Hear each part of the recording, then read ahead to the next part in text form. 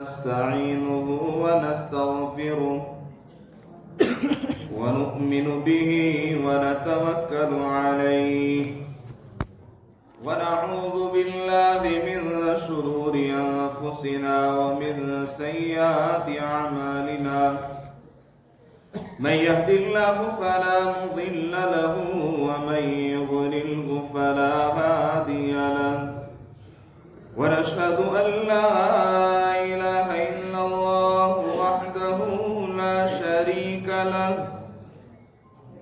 ونشهد أن سيدنا ومولانا وشفيعنا وحبيبنا وسندنا وإمامنا محمدا عبده ورسوله أما بعد فأعوذ بالله من الشيطان الرجيم بسم الله الرحمن الرحيم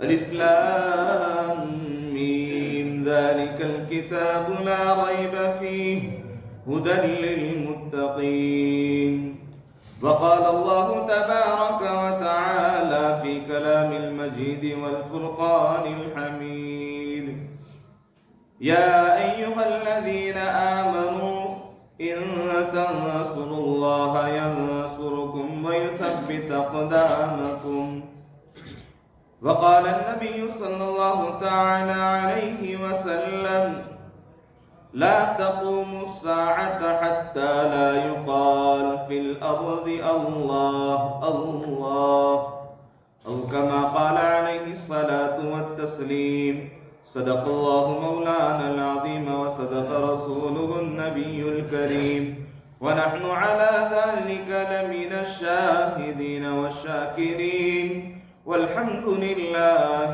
رب العالمین۔ کتنی تسکین ہے وابستہ تیرے نام کے ساتھ، یہ شعر اللہ تبارک و تعالیٰ کی طرف اشارہ کرتا ہے۔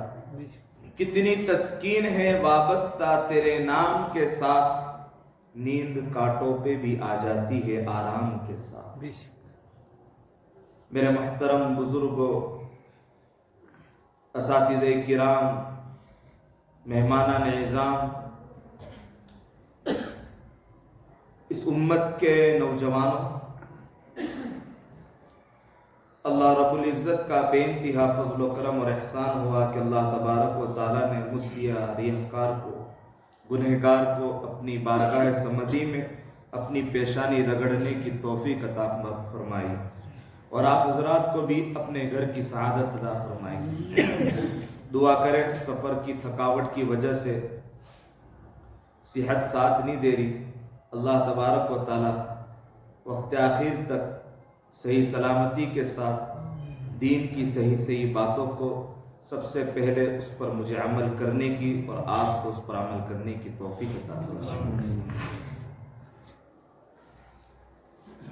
میرے محترم بھائیوں، اللہ ایک ہے، وحدہ لا شریک لہ، اس کی ذات ہے، صفات و کمالات کا مالک وہی ہے، زندگی بخشنے کا مالک بھی وہی ہے، موت و حیات کا مالک بھی وہی ہے، الذی یحیی و یمیت، کہ وہی مالک ہے جو زندگی بھی دیتا ہے اور موت بھی دیتا ہے۔ اللہ نے ہم کو دنیا میں انسان بنا کر اٹھایا، نہ کہ حیوان۔ اب انسان جب اپنی سرحد کو پار کر دے گا، اپنی سطح کو پار کر دے گا اور اپنی سرحد سے آگے بڑھ جائے گا تو دنیا اس کو نہ جانے کیا کیا نام سے پکارے گی۔ انسان انسانی حد میں رہے گا اور قال اللہ اور قال الرسول کی جو صدا اس کے کان میں پڑی ہے اس کے اوپر عمل پیرا ہوگا اور اپنی زندگی کو بنائے گا تو اللہ تبارک و تعالیٰ کے نزدیک، دنیا والوں کے نزدیک، آسمان والوں کے نزدیک محبوب ترین شخص معلوم ہوگا۔ ہم تمام یہاں پر جو جمع ہوئے ہیں، آج شب گزاری کی رات ہے، اس کا مقصد کیا ہے؟ کیوں یہاں پر جمع ہوتے ہیں؟ اپنے گھر کو چھوڑ کر کیوں آتے ہیں؟ بیوی بچوں کو چھوڑ کر کیوں آتے ہیں؟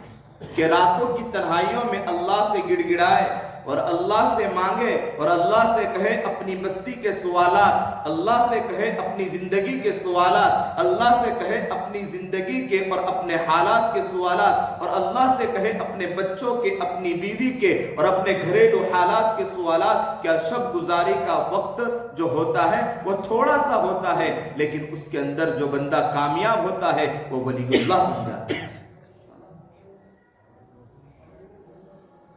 ہم اللہ کے نزدیک اللہ کے پیارے محبوب بندے بنے،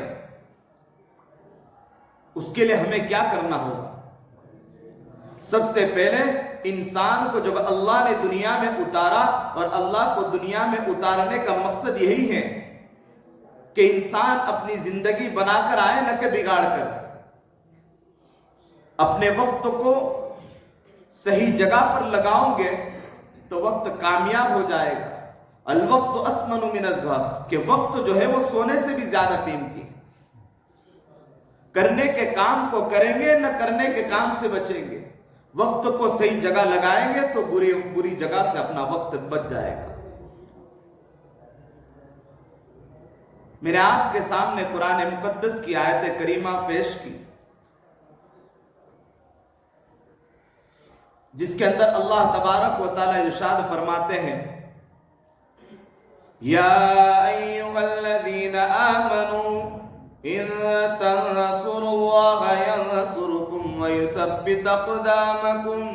اے ایمان والو، اگر تم اللہ کی مدد کرو گے تو اللہ تبارک و تعالی تمہاری مدد کرے گا اور تمہارے قدموں کو جما دے گا. یہاں پر مفسرین حضرات فرماتے ہیں کہ اللہ کی مدد سے مراد الدین، اللہ کے دین کی مدد ہے. اللہ کے دین کی مدد مقصود ہے.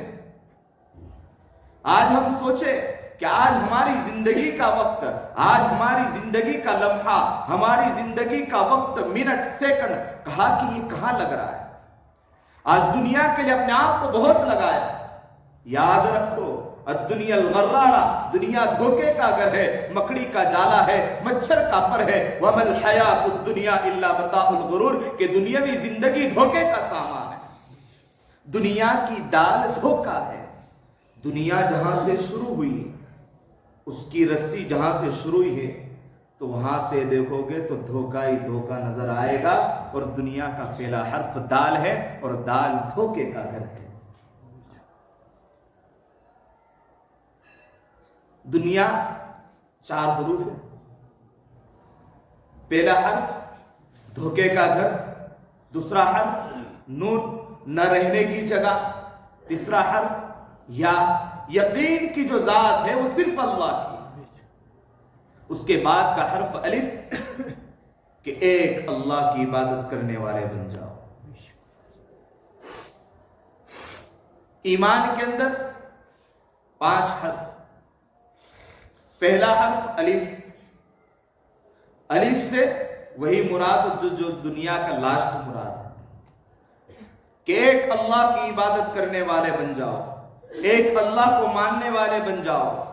آج ہمارا حال کیا ہے کہ ایک اللہ کو زبان سے تو مانتے ہیں لیکن اعمال سے نہیں مانتے. اور یاد رکھنا، قرآن کریم کے حوالے سے میں آپ کو بات عرض کروں گا کہ مسلمان ہونا اور ہے اور مومن ہونا اور ہے. مسلمان ہونا اور ہے، مومن ہونا اور ہے. رب کائنات قرآن مجید میں ارشاد فرماتے ہیں، قالت الاعراب آمنا قل لم تؤمنوا ولكن قولوا اسلمنا ولما يدخل الايمان في قلوبكم. اے اللہ کے نبی، ایک دیہاتی تمہارے سامنے آ رہا ہے، تمہارے پاس آ رہا ہے، وہ گاؤں کا رہنے والا ہے. اس نے یوں سمجھ لیا ہے کہ میں ایمان میں آ گیا ہوں. قل لم تؤمنوا، انہیں اس بات کا حکم دے جو کہ تم ایمان والے تو نہیں ہے، ولیکن قولوا اسلمنا، کہ تم ہاں مسلمان تو ہے. ولما يدخل الايمان في قلوبكم، ابھی تک تمہارے دلوں میں ایمان داخل نہیں ہوا. یہ قرآن کریم کی آیت ہے، قرآن کریم کی آیت ہے. یہ آیت ہمیں بتا رہی ہے کہ مسلمان ہونا اور ہے اور مومن ہونا اور ہے۔ اللہ تبارک و تعالی نے جہاں جہاں تذکرہ کیا وہاں پر یا ایھا الذین آمنوا کا کیا، یا ایھا المسلمون نہیں کہا۔ صحابہ کی زندگی کو دیکھیں، کتاب کے اوراق سے پوچھے، تاریخ سے پوچھے، قرآن مقدس کی آیات سے پوچھے، احادیث رسول سے پوچھے، اس کا مطالعہ کریں، ہمیں صحیح طور پر یہی پتہ چلے گا کہ اللہ تبارک و تعالی ہم سے یہ چاہتا ہے کہ جب تم میرے پاس آؤ تو مومن بن کر آؤ۔ اس لیے ہم کہتے ہیں بار بار، اکثر ساتھی کہتے ہیں، ہم جماعت میں جاتے ہیں، کہتے ہیں، کیا کہتے ہیں کہ صحابہ نے نبی کی زندگی میں رہ کر 13 سال، کسی نے 10 سال، کسی نے 11 سال ایمان سیکھا ہے۔ مسلمان تو ہو گئے تھے۔ اوس اور خزرج کا جو واقعہ ہے، جو عرب کا سب سے پرانا اور سب سے پہلا قبیلہ کہ ایمان میں داخل مسلمان بن چکے، پھر اس کے بعد مومن بننے کے لیے صحابہ نے نبی کی صحبت میں رہ کر ایمان سیکھا۔ تو ہم ماں کے پیٹ سے مسلمان تو بن گئے، لیکن اللہ کے راستے میں جا کر ہمیں ایمان سکھایا جاتا ہے کہ تم مسلمان تو ہو۔ سرکاری فہرستوں میں مسلمان کا نام باقی ہے، کہا کہ دنیا کے لوگ مسلمان کے نام سے پکارتے ہیں اور دنیا کے چپے چپے پر مسلمان کی صدائیں گونجتی ہیں، لیکن اپنی زندگی پر غور کرتے ہیں تو مسلمان تو باقی ہے لیکن مومن نہیں باقی۔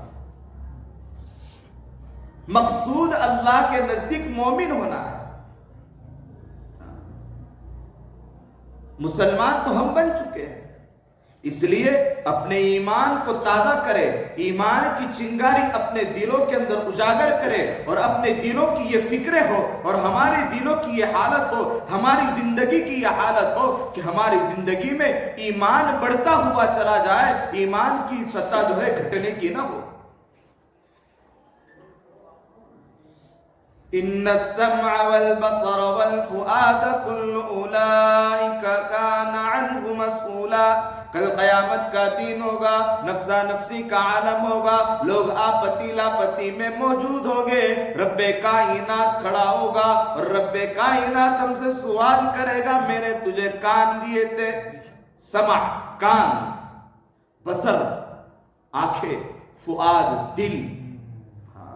ان السمع والبصر والفؤاد كل اولئک کان عنہ مسئولا، کہ کل قیامت کے دن ہر چیز کے بارے میں سوال کیا جائے گا کہ آج میرا قدم کس جانب لگتا ہے، میرے قدموں کی کھنکھراہٹ کہاں چلتی ہے۔ یہ ہاتھوں کو اللہ نے اس لیے دیا تھا کہ اس ہاتھوں میں قرآن مقدس جیسی کتاب ہو، احادیث رسول جیسی کتاب ہو۔ یہ ہاتھ اللہ نے اس لیے دیے تھے کہ ہم قرآن کریم کو پڑھیں، یہ انگلیاں اس لیے دی تھی کہ ہمیں پڑھنا نہیں آتا تو کم سے کم اس کے اوپر انگلی گھماتے چلے جاؤ۔ ایک بندے کی اللہ تعالیٰ قرآن کے اوپر بات آئی تو ایک مختصر سا واقعہ عرض کر دوں۔ ایک شخص کا انتقال ہوا، کسی نے خواب میں دیکھا کہ کیا گزری، کہا کہ اللہ نے مغفرت کی۔ کس بات پر مغفرت ہوئی؟ اس بات پر مغفرت ہوئی کہ یہ بندہ شرابی تھا، شراب کے نشے میں جا رہا تھا، راستے کے درمیان قرآن کریم کے کاغذ کا ٹکڑا گرا ہوا تھا، اس کو اس نے اٹھایا، اس کو چوما اور اسی حالت میں اپنے گھر پر پہنچا اور اونچی جانب رکھا اور روزانہ صبح کرتا اور اس کو چومتا اور اپنے کام دھندے کے لیے نکل جاتا، قرآن کریم کا احترام کرتا، اس ٹکڑے کا احترام کرتا اور کہتا کہ یہ میرے رب کا کلام ہے، یہ سچا ہے، یہ حق ہے، مجھے کچھ نہیں آتا، یہ میرے رب کا کلام ہے، یہ سچا ہے، یہ حق ہے، مجھے کچھ نہیں آتا۔ اللہ نے اس کے اس بات کے اوپر مغفرت کر۔ ہم سوچے کہ ان ہاتھوں کا استعمال قرآن کریم کے لیے ہونا چاہیے تھا، ان پیروں کا استعمال مسجد کے لیے ہونا چاہیے تھا، ان قدموں کا استعمال قال اللہ اور قال رسول کی صداؤں کو بلند کرنے کے لیے ہونا چاہیے تھا، ان آنکھوں کا استعمال قرآن کریم کی آیتوں کو پڑھنے کے لیے، ان آنکھوں کا استعمال حدیث مبارکہ جو پڑھی ہے، جو سنی ہے، اس پر عمل کرنے کے لیے، ان کانوں کا استعمال کہا کہ گانے بجانے کے لیے نہیں، گانے سننے کے لیے نہیں، کہا کہ ان کانوں کا استعمال کہ ہمارے کانوں میں آواز پڑے اللہ اکبر اللہ اکبر، کہا کہ میری دکان سب ختم، میرا اللہ سب سے بڑا، میرے اللہ کا گھر سب سے بڑا، میرا رخ اللہ کی طرف، میرے قدموں کی آواز، میرے قدموں کا چلنا اللہ کی طرف، میرے قدموں کا چلنا اللہ کے گھر کی طرف، کہا کہ ہر پورا جسم، پوری باڈی اللہ کے گھر کی طرف ہو جائے۔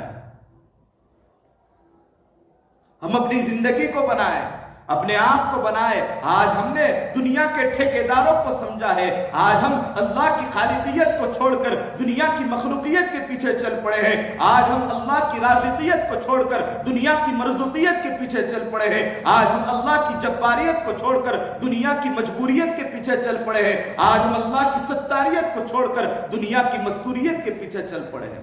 آج ہم نے دنیا دنیا دنیا کو پکارا، دنیا کو دل میں بسایا، دنیا کے نقش قدم پر چلے اور آخرت کے ناشنا ہو گئے، آخرت کو پشے پشت ڈال دیا، قرآن کریم کی آیت کو چھوڑ دیا، احادیث مبارکہ کو چھوڑ دیا۔ پھر انسان کہتا ہے کہ ہم حالات میں ہیں، حالات نہیں بدلتے۔ میرے دوستو یاد رکھنا، حالات اس وقت بدلیں گے جب ہم اپنے آپ کو بدل دیں گے، اور آج ہم نے اپنے آپ کو دنیا کے حوالے کیا ہے۔ اللہ کے حوالے جب یہ بندہ ہو جائے گا تو دنیا کا نقشہ بدل جائے گا۔ آج ہم نے اپنے آپ کو دنیا کے پیچھے لگایا، ہم اپنے آپ کو سمجھے، اپنے آپ کو پہچانے کہ ہم کون ہیں، ہم دنیا میں کیوں آئے، ہمارے دنیا میں آنے کا مقصد کیا ہے۔ وَمَا خَلَقْتُ الْجِنَّ وَالْإِنسَ إِلَّا لِيَعْبُدُونِ، قرآن مقدس کی آیت ہمارے دنیا میں آنے کا مقصد بتاتی ہے، جسے ہم سیکھتے ہیں ایمان کا مقصد، نماز کا مقصد، علم کا مقصد، تو ہمارے دنیا میں آنے کا مقصد یہ آیت کریمہ ہے۔ وَمَا خَلَقْتُ الْجِنَّ وَالْإِنسَ إِلَّا لِيَعْبُدُونِ، کہ اللہ تبارک و تعالیٰ نے جنات اور انسان کو اپنی عبادت کے لیے پیدا کیا۔ مفسرین حضرات یہاں پر فرماتے لیعبدون او لیعرفون، یعنی ہم دنیا میں آئے تو اللہ کی عبادت کے لیے اور اللہ کی پہچان کے لیے کہ اللہ کون ہے، اللہ کو پہچانے، اللہ کی طاقت کون سی ہے، اللہ کی خالقیت کیسی ہے، اللہ کتنا بڑا مالک ہے، وہ اللہ اتنا بڑا مالک ہے۔ واللہ غفور الرحیم واللہ شکور حلیم، ان اللہ علیم بذات الصدور، کہ بے شک میرا اللہ تو وہ ہے جو دلوں کے بھید کو جانتا ہے، جو ہماری سے رب سے زیادہ قریب ہے۔ میرا اللہ تو وہ ہے جو کسی کا محتاج نہیں ہے، پوری دنیا اس کی محتاج ہے۔ میرا اللہ تو وہ ہے، کہا کہ وہ اتنا بڑا مالک، اور میرا اللہ وہ ہے کہ دنیا اس کی محتاج ہو سکتی ہے لیکن اللہ وہ کسی کا محتاج نہیں ہو سکتا۔ آج ہم نے دنیا کو پہچانا، دنیا کی رنگریلیوں میں مست ہو گئے۔ آج مسلمان نوجوان کا نام کہاں کہاں پر نہیں آتا، ہر جگہ پر مسلمان نوجوان کا نام آتا ہے۔ کیوں؟ کہ اس نے اپنے قدموں کو جس جگہ پر لگانا تھا اس جگہ پر لگانا چھوڑ دیا اور دنیا کے نقش قدم پر چلا گیا، اور دنیا پکارنے لگا، جس کا نتیجہ یہ ہوا کہ زنا کے اڈوں پر مسلمان کا نام آتا ہے، شراب کے اڈوں پر مسلمان کا نام آتا ہے، اور کہا کہ گناہوں کے اڈوں پر مسلمان کا نام آتا ہے، بدکاریوں کے اڈوں پر مسلمان کا نام آتا ہے، جواؤں کے اڈوں پر مسلمان کا نام آتا ہے، اور دنیا کی رنگریلیوں کے اندر، بینڈ بازوں کے اندر، اور نہ جانے کہاں کہاں ایسی رسمیں جو شریعت کے خلاف ہو، وہاں پر مسلمان نوجوان موجود ہوتا ہے۔ یہ کیوں ہو رہا؟ ہم نے اپنے آپ کو نہیں پہچانا۔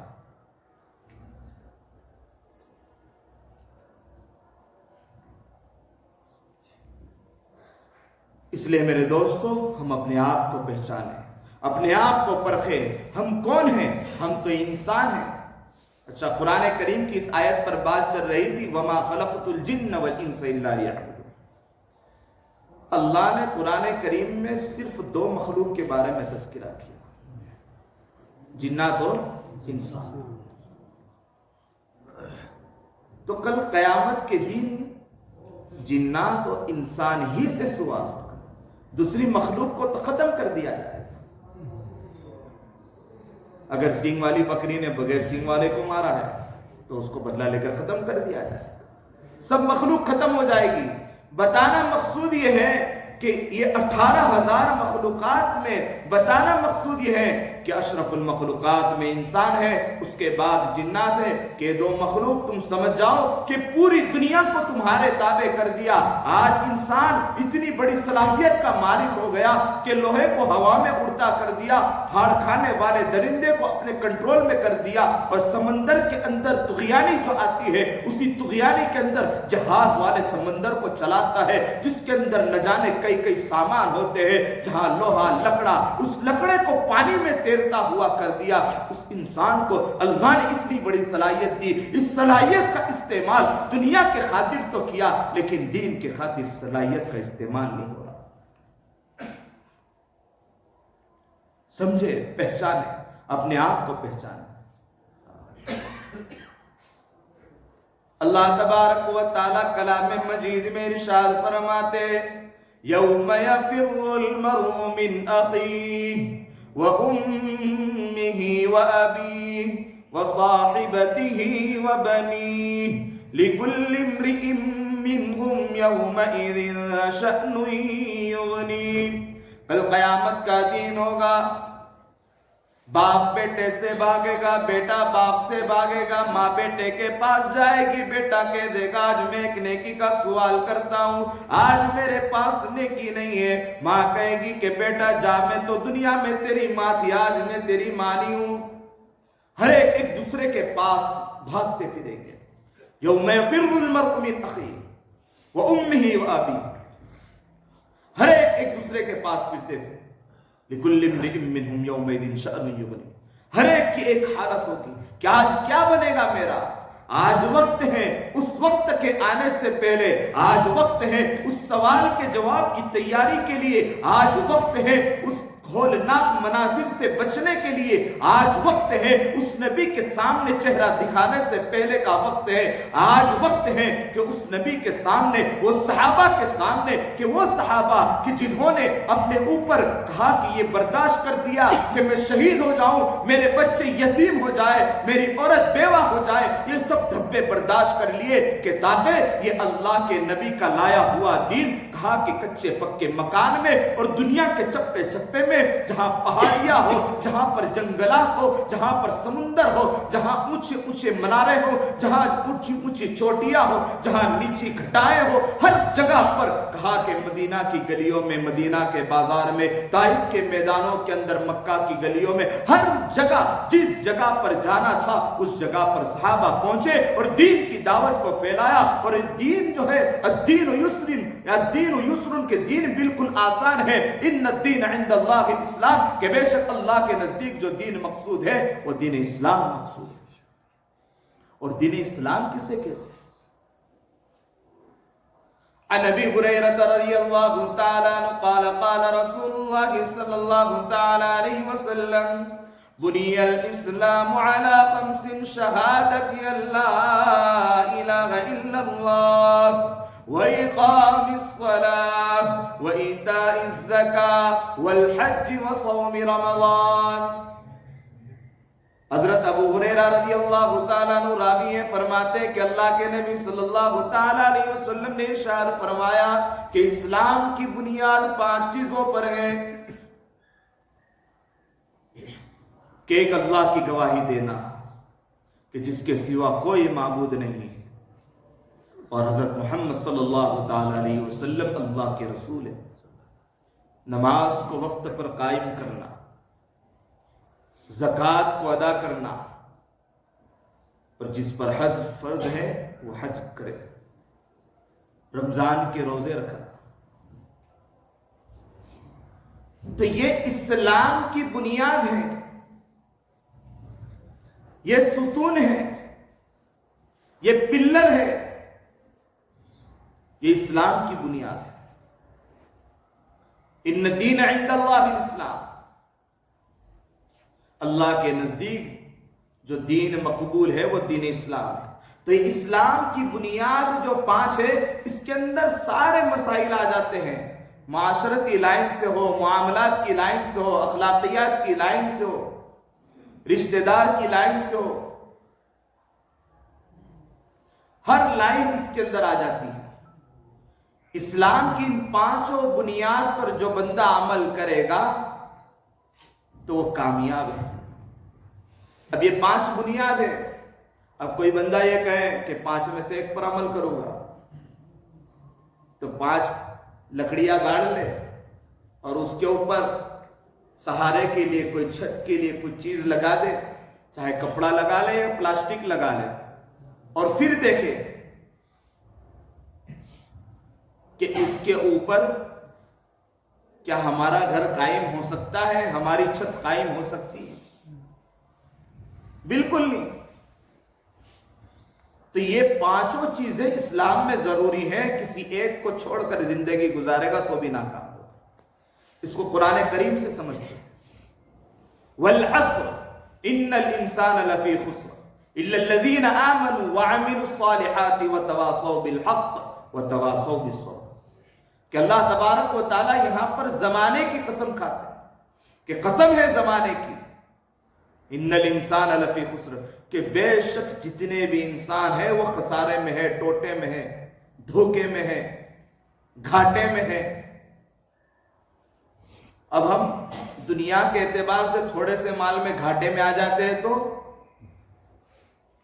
کاروباری تجارتی کو پوچھ لو، پورا دن پک پک پک کرے گا، نہ بیوی سے بات چیت صحیح طریقے سے، نہ بچوں سے صحیح طریقے سے بات چیت، نہ دوستوں سے صحیح طریقے سے بات چیت، کہ آج تو میرا خسارہ ہو گیا، آج تو میرے مال کا گھاٹا ہو گیا۔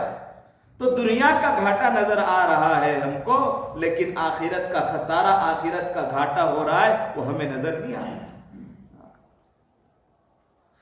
تو کامیاب کون ہے؟ اس کی 4 صفات بتائیں۔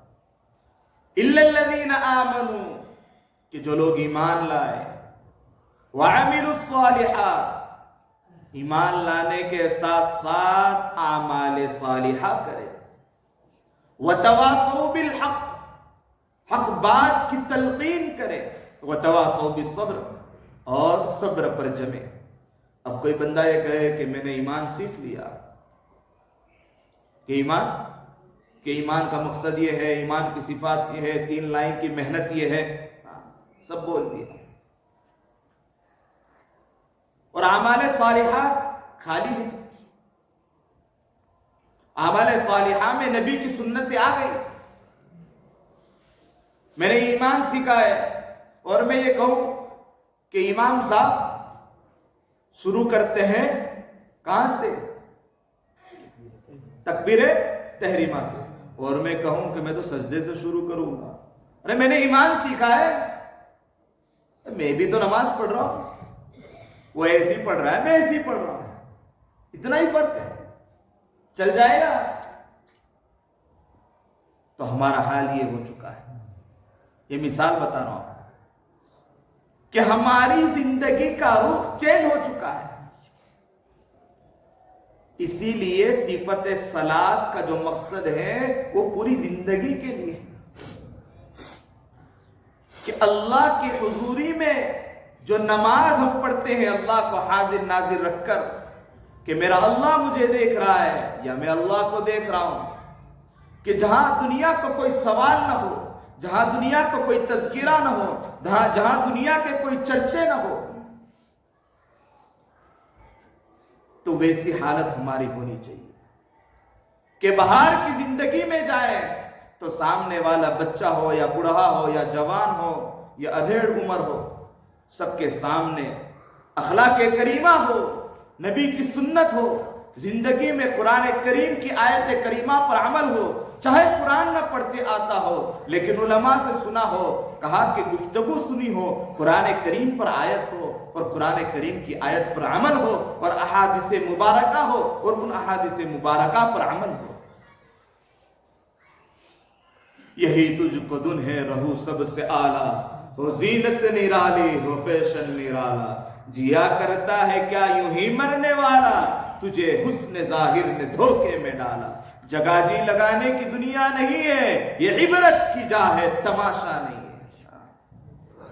یہ جو دنیا کی رنگ لے لیا اور یہ جو دنیا سج دھج کر ہمارے سامنے کھڑی ہوتی ہے اور دنیا پکار پکار کر کہتی ہے، اس دنیا کی حالت احادیث کریمہ حضرت ابن عباس رضی اللہ تعالیٰ عنہ راوی ہیں، بیان فرماتے فضائل صدقات کے اندر اس کو صفحہ 444 کے اوپر لکی نمبر 3 پر اس کو نقل کیا ہے۔ فرمایا کہ یہ دنیا، جس دنیا کی رنگ ریلیوں میں تم لگتے ہو، جس دنیا کو روزانہ صبح شام پکارتے ہو، جس دنیا کے نقش قدم پر چلتے ہو اور جس دنیا کے اندر رہنا پسند کرتے ہو، اور جو دنیا تمہارے سامنے دلہن بن کر سجتی ہے، اس کو دلہن سمجھ کر پکارتے ہو اور اس کو اپنی زندگی میں بساتے ہو اور اس کے نقش قدم پر چلتے ہو، اور وہ دلہن جو سج دھج کر دھوکے کے نظر میں ہمارے سامنے نظر آتی ہے، وہ جو دنیا ہے اس کے بارے میں فرمایا کہ کل قیامت کا دن ہوگا، اللہ کے سامنے اس دنیا کو لایا جائے گا۔ اس دنیا کی حالت فرمایا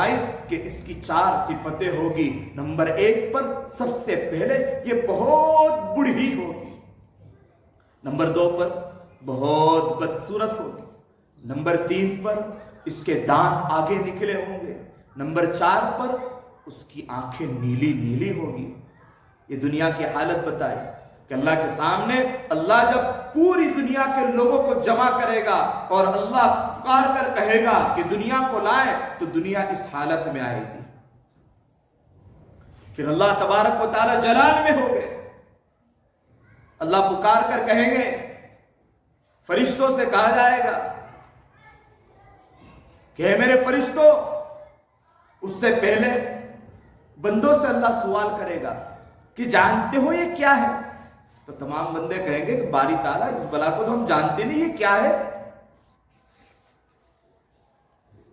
تو اللہ تبارک و تعالیٰ ارشاد فرمائے گا کہ یہ وہی دنیا ہے جس دنیا کے نقش قدم پر چلتے تھے، یہ وہی دنیا ہے جس دنیا کے نقش قدم پر چل کر میری آیت کریمہ کی دھجیاں اڑاتے تھے، یہ وہی دنیا ہے جس دنیا کے نقش قدم پر میرے نبی کی سنت کے جنازے نکالتے تھے، یہ وہی دنیا ہے جس دنیا کے اندر رہ کر تم قتل و غارت گیری کا بازار گرم کرتے تھے، زنا کا بازار گرم کرتے تھے، شرم و حیا اور کہا کہ اس کو چھوڑ دیا کرتے تھے، اور تم لوگوں کے حقوق کو دبایا کرتے تھے، عدل و انصاف کو پامال کرتے تھے، اور تم دنیا کے نقش قدم پر رہ کر جتنے گناہ اور جتنی چیزیں کیا کرتے تھے، یہ وہی دنیا ہے۔ اللہ تبارک و تعالی جلال میں کہیں گے فرشتوں سے کہ جاؤ اس دنیا کو جہنم میں پھینک دو، تو یہ دنیا ایک چیخ مارے گی، اس دنیا کی ایک آواز ہوگی، ایک چیخ ہوگی، اس چیخ میں وہ کہے گی کہ اے باری تعالیٰ کہ جب میں دنیا میں تھی تب میں اکیلی نہ تھی، اے اللہ، اے باری تعالیٰ کہ جو دنیا میں میرے ساتھ تھے، جو میری باتوں پر عمل کرتے تھے، جو میرے نقش قدم پر عمل کرتے تھے، جو میری باتوں کو سنتے تھے، ان کو تو میرے ساتھ بھیج دے۔ اللہ جلال میں کہے گا کہ جاؤ ان کو بھی لے کر چلے۔ حضرت عیسیٰ علیہ السلام جو نبی ہیں، قرب قیامت کے موقع پر انشاءاللہ آئیں گے۔ ان کے سامنے انہوں نے خواب میں دیکھا، خواب میں یہ دیکھا کہ ایک گائے ہے، اس کی حالت یہ ہے کہ اس کا سر کچلا جا رہا ہے، پیچھے سے دم کٹی نظر آ رہی ہے۔ پوچھا کہ یہ حالت کیا ہے، یہ کیا ہوا؟ فرمایا کہ یہ تو دنیا ہے۔ کہا کہ اچھا یہ دنیا ہے، کیسے؟ اس کا سر کچلا ہوا ہے، دم پیچھے سے کٹ رہی۔ فرمایا کہ سر اس لیے کچلا ہوا ہے، پہلے تو دم کا تذکرہ کیا کہ دم اس لیے کٹی ہوئی ہے کہ دنیا بھاگتی ہے، یہ گائے بھاگتی ہے، تو اس کے پیچھے جتنے لوگ دوڑ دوڑ کر چلے آتے ہیں، جتنے لوگ دوڑ دوڑ کر چلے آتے ہیں، وہ دنیا کے ماننے والے ہیں اور دنیا دار لوگ ہیں، اور جو اس کی بات پر عمل کرنے والے ہیں۔ پھر فرمایا کہ سر کیوں کچلا ہوا؟ کہا کہ سر اس لیے کچلا ہوا ہے کہ دنیا بھاگتی ہے ان اچھے لوگوں کی طرف، لیکن وہ اچھے لوگ اس کی باتوں کو نہیں سنتے، جس سے ٹھوکر کھا کے گرتی ہے، اس لیے اس کا سر کچلا ہوا۔ تو میرے دوستو عزیزو، اس بات کو اپنی زندگی میں بٹھاؤ اور اپنے آپ کو اللہ کے حوالے کرو اور اپنی زندگی کو بنا لو۔ کہ زندگی بنے گی کیسے؟ ایمان کی حلاوت سے، ایمان کی روشنی سے، ایمان کی چاشنی سے، اور اپنے آپ کو ایمان کی زندگی پر لانے سے۔ بات اس شعر پر چل رہی تھی، جگہ جی لگانے کی دنیا نہیں ہے، یہ عبرت کی جا ہے، تماشا نہیں ہے۔ یہی تجھ کو دھن ہے رہو سب سے اعلیٰ، ہو زینت نرالی ہو فیشن نرالا، جیا کرتا ہے کیا یوں ہی مرنے والا، تجھے حسن ظاہر نے دھوکے میں ڈالا۔ پہلے بچپن نے تجھے برسوں کھلایا، جوانی نے پھر تجھ کو مجنوں بنایا، بڑھاپے نے پھر آ کے کیا کیا ستایا، اجل تیرا کر دے گی بالکل صفایا، جگہ جی لگانے کی دنیا نہیں ہے، یہ عبرت کی جا ہے، تماشا نہیں ہے۔ کہ عبرت کی جگہ ہے، یہ کھیل تماشا نہیں ہے۔ وَمَا خَلَقْنَا السَّمَاوَاتِ وَالْأَرْضَ وَمَا بَيْنَهُمَا لَاعِبِينَ، کہ اللہ تبارک و تعالیٰ نے آسمان اور زمین کو کھیل تماشے کے لیے نہیں پیدا کیا۔ قرآن میں اللہ فرما رہا ہے اللہ الذی رفع السماوات بغیر عمد ترونها، کہ تمہارا رب تو وہ ہے، تمہارے رب کو پہچانو، تمہارے رب کی طاقت کو پہچانو، تمہارے رب کی قدرت کو پہچانو کہ اللہ کتنا بڑا مالک ہے، اللہ کتنا بڑا خالق ہے، کتنا بڑا جبار ہے، کتنا بڑا غفور الرحیم ہے، کہ وہ اللہ اتنا بڑا مالک ہے کہ جس نے ساتوں آسمان کو بغیر ستون کے کھڑا کر دیا، بغیر عمد ترونها، بغیر ستون کے کھڑا کر دیا، کہ ہمارا وہ اللہ وہ ہے۔ آج ہم اللہ کو بھول کر زندگی گزار رہے ہیں، آج اللہ کو ہم نے بھلا دیا، آج اللہ کی نظر کرم، رحم و کرم ہمارے اوپر سے ہٹ رہی ہے۔ کیوں؟ کہ آج ہم زبان سے تو کہتے ہیں اللہ اللہ، لیکن اعمال سے ہم یہ کہتے ہیں، اعمال ہمارے یہ بتاتے ہیں کہ دنیا کو پکار پکار کر دنیا کو کہتے ہیں ویلکم ویلکم، اور دنیا کو اپنی زندگی میں بساتے چلے گئے۔ اعمال ہمارے بتا رہے ہیں، اس لیے ہم اپنی زندگی کو بنائیں، اپنے آپ کو بنائیں۔ کہ صحابہ نے اپنی زندگیوں کو بنایا تھا، اپنے آپ کو نبی کے ڈھانچے میں ڈھالا تھا۔ حضرت سفینہ رضی اللہ تعالیٰ عنہ یہ ایک صحابی ہے، اور ان کو لقب ملا ہے سفینہ۔ ان کا نام سفینہ نہیں ہے، لیکن ان کو سفینہ اس لیے کہا گیا کہ عربی میں سفینہ کشتی کو کہتے ہیں۔ یہ قصے کہانی نہیں ہے، یہ حقیقت ہے، اور اپنی زندگیوں کو بدلنے کے لیے ہے۔ کہ دیکھو ان کی زندگیوں میں یہ واقعات ہوئے تو ان کی زندگی کیسے بدلی۔ صحابہ کون تھے؟ صحابہ وہ صحابہ تھے کہ جن کی زندگیوں میں پہننے کے لیے لباس نہیں ہوتا تھا، اور لباس ہوتا تھا تو ایک ایک لباس ہوتا تھا۔ کہا کہ ان کا ایمان، ان کا ایمانی پاور کہا کہ عروج پر تھا، کہا کہ ان کا ایمانی پاور اتنا عروج پر تھا کہ تنزلی کا شکار نہیں ہوتے تھے۔ وہ پہاڑ اس کی جگہ سے ہٹ سکتا تھا، لیکن ان کا ایمان کا عروج کا جو پاور تھا وہ تنزلی کا کبھی شکار نہیں ہوتا تھا۔ آج ہمارا ایمانی پاور تنزلی تک جا چکا ہے۔ آج مسلمان عروج کے بجائے تنزلی کا شکار ہو چکے ہیں۔ آج ہمیں اپنے آپ کو پہچاننا ہوگا کہ مسلمان کون ہے، مسلمان کی صفات کیا ہے۔ مسلمان تو وہ نہیں ہے کہ جس کی وجہ سے لوگ ایمان میں داخل ہونے سے محروم ہو جائے۔ ایک موقع پر سفر ہو رہا تھا، ابھی حضرت سفینہ کا واقعہ باقی. ایک موقع پر سفر ہو رہا تھا. ٹرین چلی، گجرات سے اجمیر کے قریب آئی. اجمیر جیسے اسٹاپ ہوا تو کچھ حضرات تھے، تو انہوں نے اپنی کتاب، اپنی پستک کو بند کیا اور جو ان کی پوجا پاٹ تھی، جو ان کا طریقہ تھا، انہوں نے کیا. پھر ٹرین آگے گئی. ان سے پوچھا جا کر کہ کیا بات ہے کہ آج ہم نے آپ کو دیکھا اس حالت میں کہ اب تک آپ پستک پڑھ رہے تھے، اس کے بعد اجمیر شریف آیا تو آپ نے اپنی عبادت کی. یہ کیا بات ہے، کیا معاملہ ہے؟ انہوں نے کہا کہ یہاں پر آپ کو پتہ نہیں ہے، بہت بڑے تمہارے بزرگ ہیں. ہم نے کہا کہ ہاں پتہ. پھر ہم نے کہا کہ یہ آپ نے جو کیا تو کس وجہ سے، کیا معاملہ ہے؟ تو انہوں نے کہا دوستو، ہمارے دل کی تختی پر لکھنے کے قابل ہے اور اس کو عملی جامہ پہنانے کی ضرورت ہے. کہا کہ ہمیں پتا ہے کہ تمہارا مذہب سچا ہے، تمہارا دھرم بہت اچھا ہے، لیکن جب تمہارے اسلام میں ہم داخل ہونے کی کوشش کرتے ہیں اور اس حالت میں پہنچتے ہیں کہ ہم اسلام میں داخل ہوں گے، لیکن اس موقع پر تمہارے کچھ نوجوانوں کی حرکت ایسی دیکھتے ہیں کہ جس سے ہم پیچھے ہو جاتے ہیں اور ہم کہتے ہیں کہ ہم بھی برابر ہیں، وہ بھی برابر ہے. تو ان کو ایمان میں اور اسلام میں آنے سے کس نے روکا؟ ہمارے اعمال نے روکا. ہم کہتے تو ہے اللہ ایک ہے، ہم کہتے تو ہے کہ قرآن ایک ہے، ہم کہتے تو ہے کہ ہمارے نبی ایک ہے، اور اس امت کو قرآن کریم میں کیا پکارا؟ 4 لقب سے پکارا.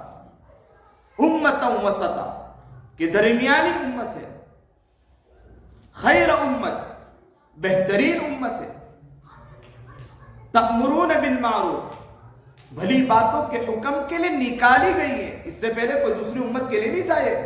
یہ صفات، یہ 4 صفات اسی امت کے لیے.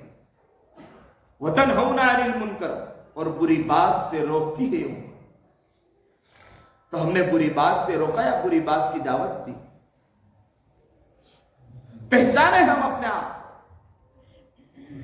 واقعہ عرض کر رہا تھا، حضرت سفینہ رضی اللہ تعالیٰ عنہ صحابی ہیں. فرمایا سمندر کے اندر سفر ہو رہا ہے. جس کشتی پر سوار تھے، کشتی 2 ٹکڑوں میں تقسیم ہو گئی. ایک پارٹ الگ ہو گیا، ایک پارٹ الگ ہو گیا. تو جس پارٹ پر بیٹھے ہوئے تھے، جس لکڑے پر بیٹھے ہوئے تھے، اسی لکڑے کے سہارے دھیرے دھیرے وہ پہنچے کنارے پر. اب جیسے کنارے پر پہنچے تو یہاں سوچئے، اپنے آپ کو اس جگہ پر، اس مقام پر رکھ کر سوچئے کہ ایک تو اتنے بڑے سمندر کے اندر، طوفان جیسے سمندر میں، سمندر کی طغیانی میں، سمندر کی موجوں کے اندر جہاں بڑی بڑی لہریں چلتی ہو، وہاں پر ایک چھوٹے سے ٹکڑے کے اوپر کنارے پر پہنچنا، اور اس کے بعد کنارے پر پہنچنے کے بعد جیسے ہی کنارے پر پہنچتے، سامنے پھاڑ کھانے والا درندہ شیر کھڑا ہوا ہے. صحابہ تھے، ایمان اپنی زندگی میں تھا، اپنے آپ کو اعمال پر اتارا تھا، اپنے آپ کو قرآن کے سہارے لگایا تھا، اپنے آپ کو حدیث رسول کے سہارے پر زندگی گزارنا سیکھا تھا. آج ہمارا حال کہ مال کے اوپر ہمارا سہارا ہے. آج ہمارا حال یہ ہے کہ مال کے سہارے سے ہم زندگی گزارتے ہیں. ہم یہ سمجھتے ہیں کہ ہمارے پاس مال ہے تو اس کے سہارے ہم جی لیں گے. میرے دوستو، یہ بہت بڑا دھوکہ ہے. اگر مال کے سہارے جینا ہوتا تو قارون جیسا بادشاہ جی جاتا، فرعون جیسے بادشاہ جی جاتے، حامان جیسے بادشاہ جی جاتے، اور سب سے بڑا شداد کہ جس نے دنیا میں جنت بنائی لیکن اللہ نے تقدیر میں نہیں لکھا تھا، تو کہا کہ ایک قدم اندر اور ایک قدم باہر، اور کہا کہ اللہ تبارک و تعالیٰ نے اس کی روح پرواز کر لی۔ سامنے پھاڑ کھانے والا درندہ ہے۔ حضرت سفینہ نے پکارا، اے شیر،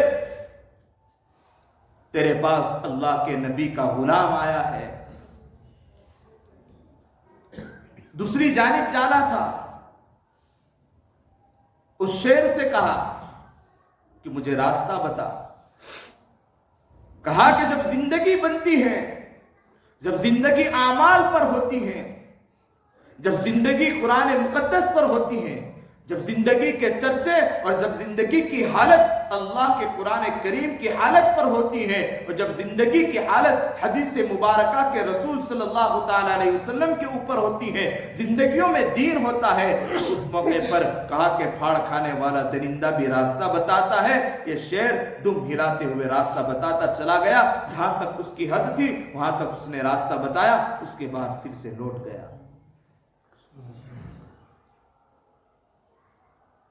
صحابہ کے دور میں ابھی شراب کا حکم نازل نہیں ہوا تھا، شراب عام تھی، اور مدینہ کا جو ٹول ٹیکس تھا، ایک صحابی شراب کی بہت بڑی گاڑی لے کر نکلے۔ اس زمانے میں جو بھی ہوگا، بہت پرانی شراب تھی۔ مدینہ کے ٹول ٹیکس پر پہنچے، وہاں کی سرحد پر پہنچے تو ایک صحابی دوسرے صحابی آئے۔ ابھی یہ دوسرے صحابی آئے، اس سے پہلے یہ جو صحابی لے کر آئے تھے شراب، تو انہوں نے کہا میں تو بہت پرانی اور بہت اچھی، اور اس طریقے سے اس کی صفات بتانی شروع کر دی۔ اس صفات اس کی بتا کر خاموش ہوئے۔ پھر وہ صحابی نے بتایا کہ قرآن مقدس کی آیت نازل ہو چکی ہے، نبی کا پیغام آ چکا ہے، قرآن میں اللہ تبارک و تعالیٰ نے اعلان کر دیا ہے، انما الخمر والمیسر والانصاب والازلام رجس من عمل الشیطان، کہ شراب حرام ہو چکی ہے، کہ مدینہ کے اندر ابھی گزرے نہیں تھے، ابھی سرحد پر تھے، اور وہاں پر پوری شراب کو بہا دیا، کہ یہ حکم کی اطاعت ہے۔ آج ہمارے حکم کی اطاعت اللہ کے گھر کی صدائیں بلند ہو رہی ہیں۔ آج ہمارے حکم کی اطاعت، مؤذن اذان کے لیے پکارا ہے، حی علی الصلاۃ حی علی الفلاح، آؤ نماز کی طرف، آؤ کامیابی کی طرف۔ کامیابی ہم دنیا میں ڈھونڈتے ہیں، یہ ہماری حالت ہے۔ وہاں تو اتنی مہنگی اور اتنی پرانی اور اتنی زیادہ تر شراب ہونے کے باوجود جیسے قرآن کریم کا حکم آیا فوراً کہا کہ اس کو بہا دیا۔ اور آج ہماری زندگی میں اگر حکم آیا تو بعد میں دیکھ لیں گے، وقت آئے گا میرے دوستو، عجلوا بالتوبہ قبل الفوت، کہ توبہ اتنی جلدی کر لو کہ وقت کے فوت ہونے سے پہلے۔ ہم اپنے آپ کو سمجھے، اپنے آپ کو پرکھے، اپنی زندگی کو بنائیں کہ آج ہم نے اپنی زندگی کے دہانے، اپنی زندگی کا راستہ، اپنی زندگی کا رخ دنیا کے نقش قدم پر چلا دیا ہے۔ تو میرے محترم بھائیو دوستو، میں نے ایک حدیث مبارکہ خطبے کے درمیان پیش کی تھی، جس کو روایت کرنے والے حضرت انس رضی اللہ تعالیٰ عنہ ہیں۔ عن انس رضی اللہ تعالیٰ عنہ قال قال قال رسول اللہ صلی اللہ تعالیٰ علیہ وسلم لا تقوم الساعة حتى لا يقال في الارض اللہ اللہ۔ اللہ کے نبی صلی اللہ تعالیٰ علیہ وسلم ارشاد فرماتے ہیں کہ قیامت اس وقت تک قائم نہیں ہو سکتی جب تک اس روئے زمین پر اللہ اللہ کہنے والا باقی رہے گا۔ یعنی قیامت کا آنا، دنیا کا فنا ہونا اس بات پر ہے کہ اللہ کا نام ختم ہونا۔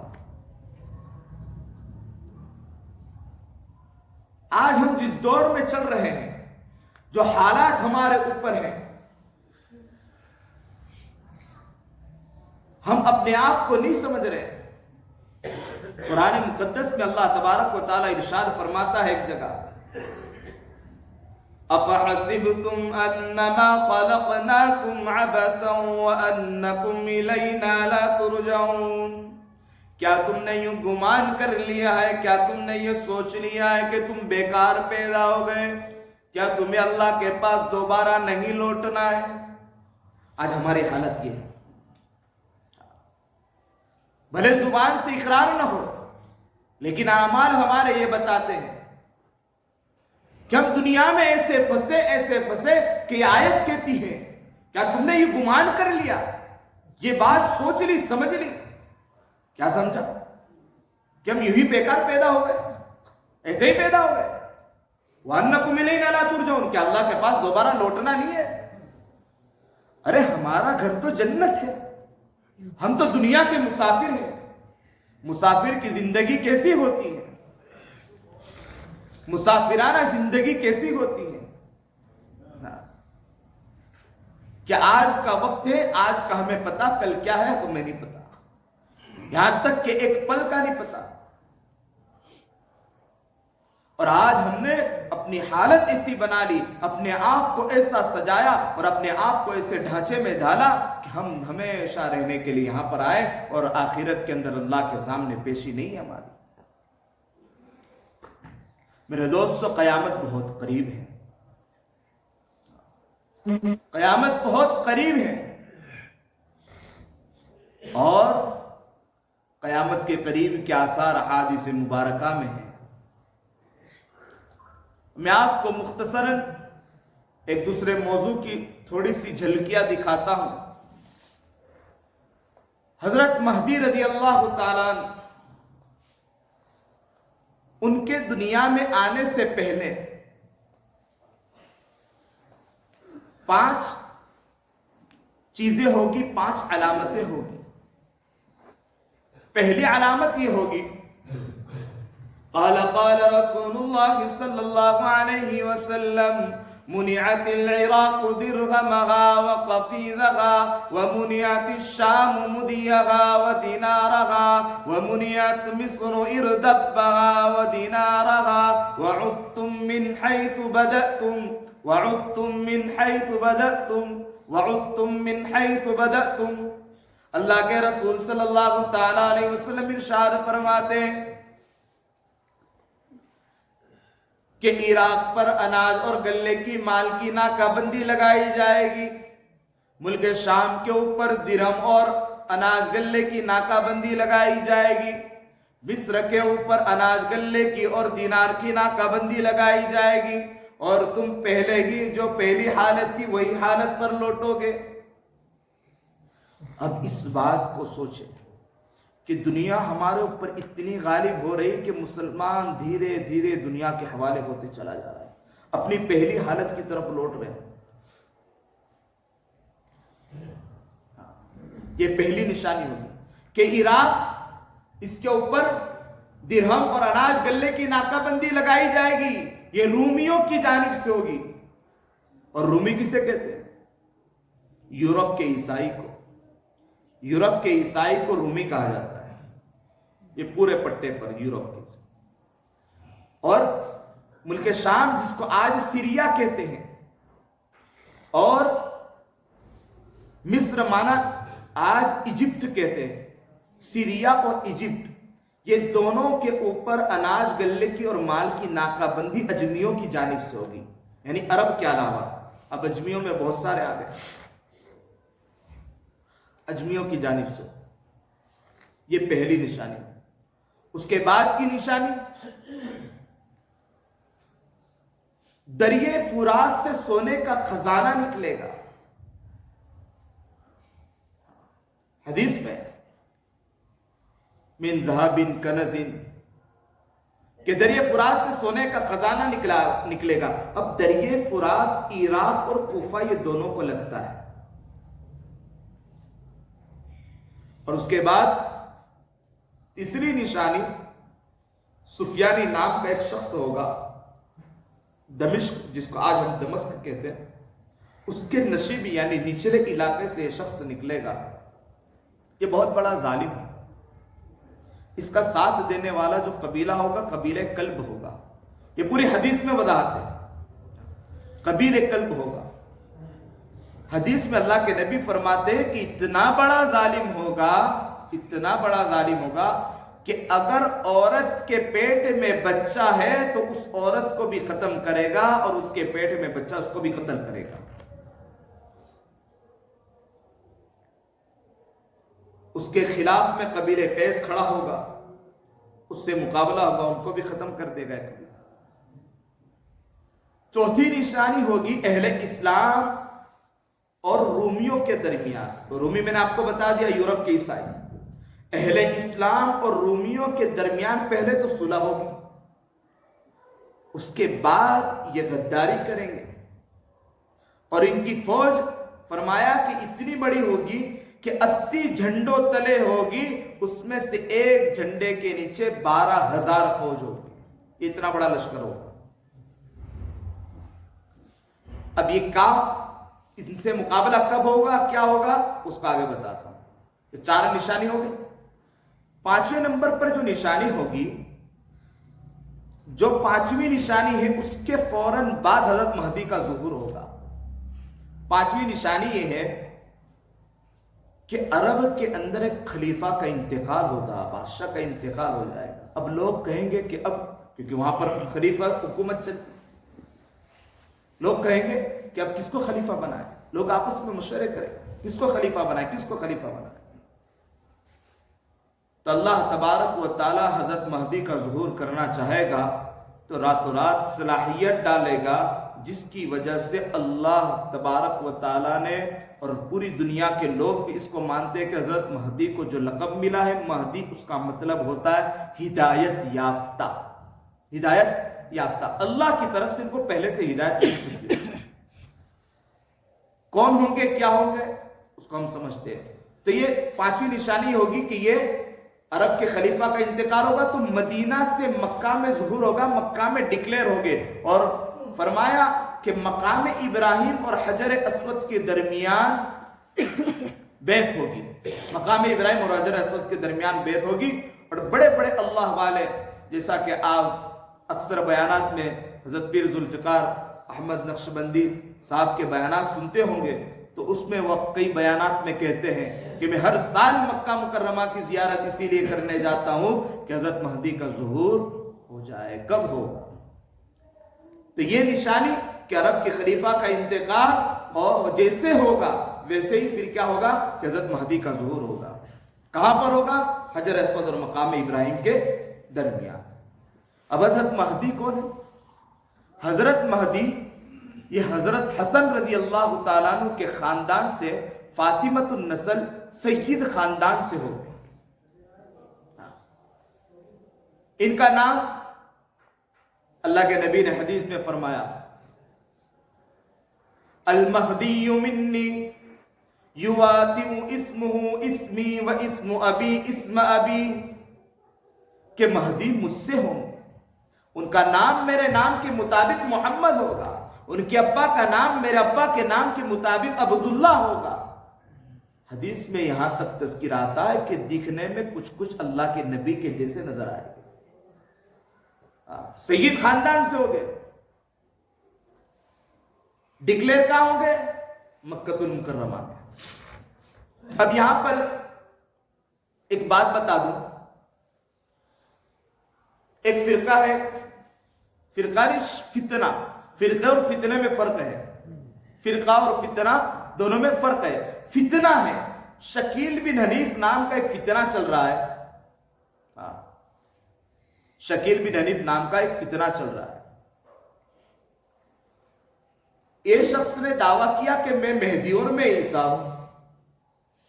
ہم نے ایک جگہ ایک شخص کو پکڑا، اس شکیلی کو، ہم نے کہا اچھا ایک آدمی دونوں ہو سکتا ہے تو کہہ دو مودی اور یوگی ایک ہے، کہہ دو ارے یہ دونوں بندے ایک ہو سکتے ہیں؟ کہ ہندوستان کا